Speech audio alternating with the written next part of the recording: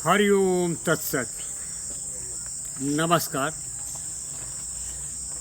आज एक नई घटना हुई जिसे सुनने के बाद मेरे मन में विचार आया कि मैं थोड़ा सा उसके बारे में आप लोगों को बताऊं।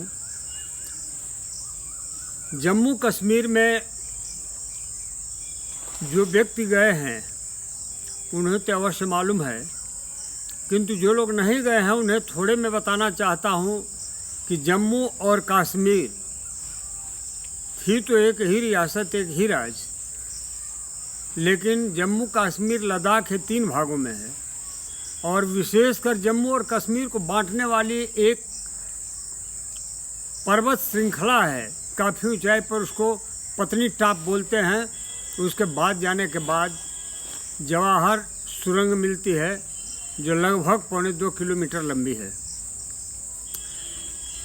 यहाँ तक तो कोई बात नहीं है, वैसे तो पूरा जम्मू कश्मीर ही जल रहा था, किंतु सौभाग्यशाली हैं कश्मीर के वो लोग जो शांति और शांति व्यवस्था में विश्वास रखते हैं, जिनके मन में एक इच्छा थी कि धधकता हुआ कश्मीर, जलता हुआ जम्मू पुनः शांतिप्रिय हो जाए, इसमें शीतलता आ जाए।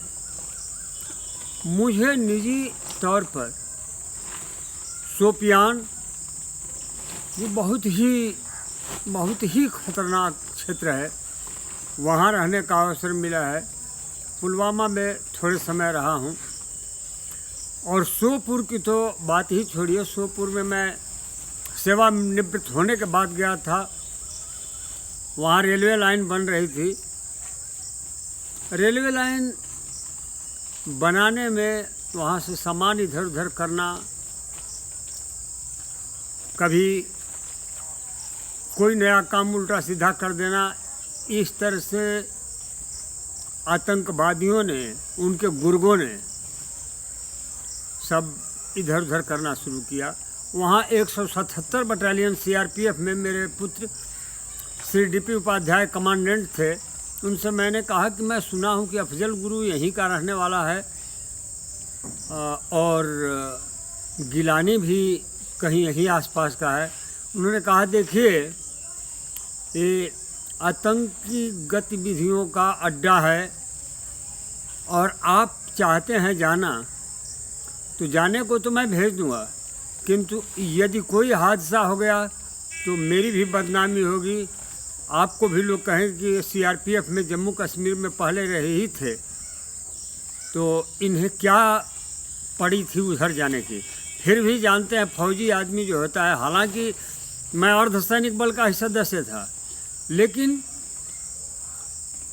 दिल रखता था। मैंने भी ये सोचा कि ज़रा देखा जाए कैसा है। सिविल ड्रेस में मैं वहाँ से निकला और जा कर के अफजल गुरु का गांव देखा। जा कर के गिलानी का गांव जो सोपुर से बहुत दूर नहीं है, थोड़े ही आगे है, जा कर के घूम के देखा। सेब के बागान तो वहाँ अच्छे से अच्छे हैं, किंतु वहाँ के लोग, वहाँ के नौजवान, पता नहीं क्या ऐसा था, ये आतंकवादियों ने उनमें ऐसी स्पिरिट भर रखा था कि वो लोग हम शक की नज़र से देखते थे और मुझे मन में ये भी शंका होती थी कि कहीं कमांडेंट साहब के अगल बगल में देखे होंगे तो ये कहें कि भाई ये सीआरपी वाला ही है, सीआरपी से आता जाता है, इसलिए मेरे ऊपर हमला न हो जाए। किंतु फिर भी मैं कहा भाई मैं कंट्रैक्टर हूँ और मैं आया हुआ हूँ यहाँ गब्बू गोसा और सेब की खरीदारी के लिए। इस तरह से मैं घूम करके देखा। इतना रमणीक स्थान, इतनी कश्मीर की खूबसूरती, नज़दीक ही झील, हर तरह से बहुत ही अच्छा स्थान था, किंतु उसे आतंकवादियों ने नरक बना रखा था। मुझे बहुत ही प्रसन्नता होती है जब मैं सुनता हूँ कि आज इतने आतंकवादी मारे गए, कल इतने मारे गए थे। आज मुझे पता चला कि हुर्रियत से गिलानी जी ने इस्तीफ़ा दे दिया। बड़ी खुशी हुई, बहुत अच्छा लगा मुझे कि चलो एक तो बहुत ज़बरदस्त खंभा जो है, स्तंभ जो है, वो आज गिरा और इस तरह से आतंकवाद का खात्मा धीरे धीरे होता जा रहा है। अनंतनाग में मारे गए, बड़ी अच्छी बात हुई। त्राल में मारे गए और भी अच्छी बात हुई। ये सारे क्षेत्र मेरे देखे हुए हैं और इस तरह से आज इन सब चीज़ों को देख करके मुझे बड़ी खुशी हुई और मैं फिर एक बार कहा कि सर्वे भवन्तु सुखिनः सर्वे सन्तु निरामया सर्वे भद्राणि पश्यन्तु माँ कश्चित् दुःखभाग् भवेत्।